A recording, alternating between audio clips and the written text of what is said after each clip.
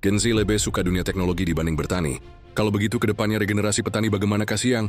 Nggak mungkin kan beras mau ganti dengan jaringan internet. Atau refleksi yang digambarkan lewat pertanyaan di tadi cuma salah satu dari sekian banyak problema sulut yang bermuara pada satu pertanyaan besar. Sudahkah sumber daya alam kita dikelola secara proporsional? Dan ada nggak dampak dari pengelolaan itu buat rakyat? Kayak potensi minim kontribusi, Sulawesi Utara adalah daerah yang diberkahi dengan sumber daya alam melimpah. Mulai dari pertanian, perkebunan, perikanan, dan kelautan, hingga pertambangan. Namun potret paradoks muncul ketika sektor-sektor unggulan ini masih relatif minim memberikan kontribusi nyata terhadap pendapatan asli daerah PAD, sektor pertanian misalnya. Ada masalah serius di situ.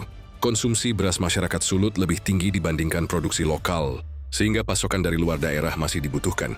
Ironisnya, lahan pertanian justru menyusut akibat alih fungsi ke sektor lain. Lebih jauh lagi, shifting minat generasi muda, Gen Z, yang lebih tertarik ke dunia teknologi ketimbang bertani juga menjadi isu strategis. Hal ini menimbulkan pertanyaan besar. Siapa yang akan melanjutkan regenerasi petani di masa depan?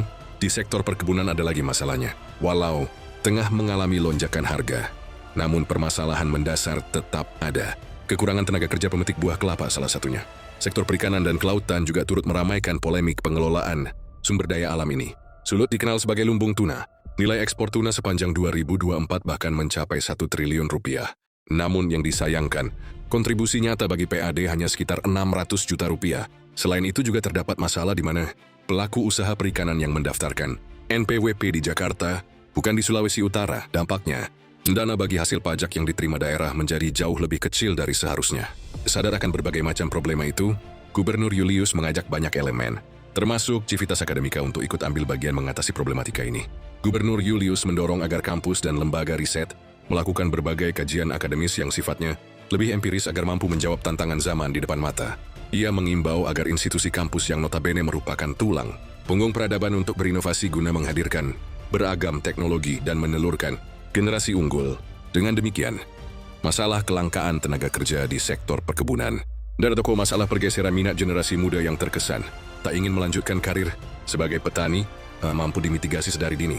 Civitas Akademika juga diminta turut memberi sumbangsi pikiran hukum dan regulasi, administrasi pemerintahan, ekonomi dan hal-hal positif lainnya guna mewujudkan good government dan good governance. Sektor pertambangan juga dapat perhatian serius dari Gubernur Julius.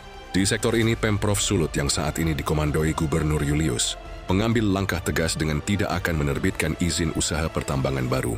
Pemprov juga berhasil mengusulkan dan mendapatkan pengesahan 30 blok wilayah pertambangan rakyat Senopr dari pemerintah pusat.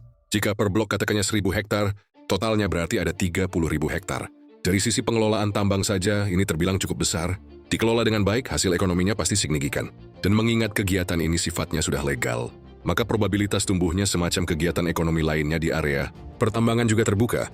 Gubernur Julius tampak betul berusaha sebisa mungkin agar hasil yang bersumber dari alam Sulawesi Utara berbanding lurus dengan impak kesejahteraan bagi rakyatnya.